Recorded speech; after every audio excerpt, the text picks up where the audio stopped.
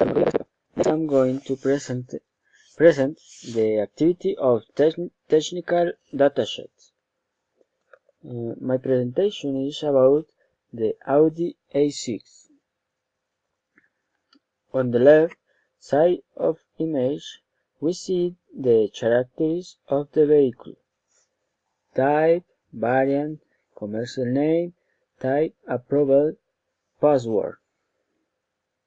Under the image, we see its length, total length, distance between axes, rear overhead, total height, total weight, previous weight, leather row.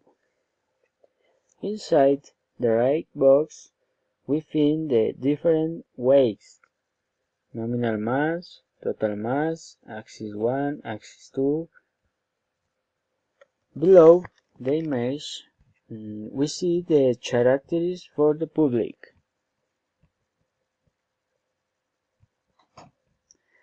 And above, we see the security factors.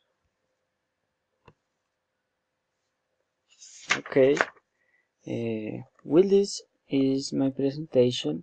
I hope you like it and remain attentive to your comments.